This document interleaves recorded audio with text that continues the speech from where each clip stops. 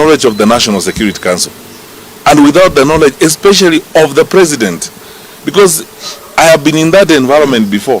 The president receives executive intelligence briefings wherever he is, even if he is in Greenland or attending the UN General Assembly. Such intelligence information is gathered and the president is briefed very regularly. So when you look at what happened in Homa Bay, it's crime at industrial scale. The planning, you can see clearly the choreography, the management of that, and the resources that could have been spent in that clearly shows you that this is something that was premeditated, it had been happening, it was planned. The next question you ask is, where was the county security team led by the county commissioner in Homa Bay? Where was the regional security team led by the regional commissioner in Kisumu? In most cases, unless the operations of government have changed in a very significant manner, and my dear Kenyans, listen to me, this is something I know like the back of my hand.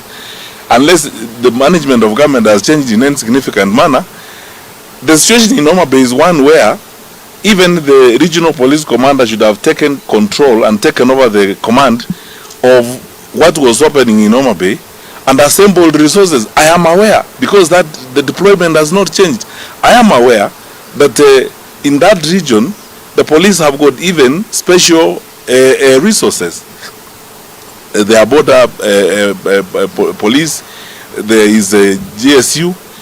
They would have been able to mobilize sufficient resources to address what was happening, but they couldn't, because clearly there was a sense of acceptance on the part of the security forces that ought to have happened.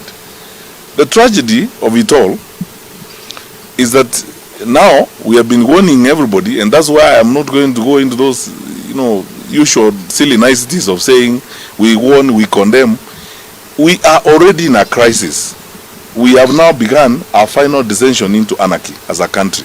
Let's not pretend about it. When you look at the scale of destruction, the pain and the losses in Homa Bay, into chaos. The president and his government have chosen, because ask yourself the question, you can go far back to the attacks in Odaya, when Rigathi Gachagua was going to church and he was attacked there by armed people and so on.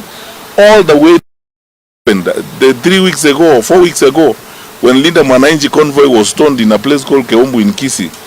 Those guys were arrested, they were to court on Monday. There wasn't a prosecutor, there wasn't a file, there was nothing. The magistrate released them, they walked away. When the local member of parliament was invited to record a statement by the DCI, he did not as much as turn up. We lost a life there, a gentleman called Mapinduzi. We buried him a while ago, and that story is gone. We are going on. No investigations done, no arrests, nothing. 2 weeks earlier, elected leaders, members of the county assembly in Kisii, were beaten up by thugs in the center of town at 9 a.m. in the morning. When I arrived there with a bunch of lawyers to see these guys in hospital, the police officers were telling me they don't have B3, all manner of these silly excuses you keep hearing all the time. To this day, no one has been arrested or prosecuted about that. The county government there in Kisii is running a militia, terrorizing people at night, going to estates, beating up people and so on, with the acquiescence of the police. Because the police know this. And everywhere in the country, you saw online last week what happened here in Hurlingham 1 month ago on Thika Road. 9 o'clock in the morning, thugs closed the road and terrorized people. We have begun our final descension into chaos. The question now for us as Kenyans is, how do we approach this and what are we going to do? So we are beyond condemning, beyond threatening, beyond asking for action. I think for me, beginning now, and I will consult with my colleagues in the opposition, we are going to have a retreat next week, and all Kenyans of goodwill, let us now engage our thoughts and minds on how are we going to deal with this government. Because this is not ordinary business. What you are seeing here is not ordinary business. There are no arrests.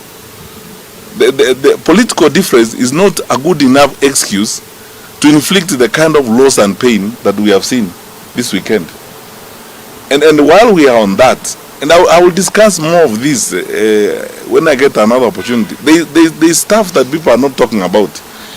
The government has decided to now begin, in addition to terrorizing opposition leaders.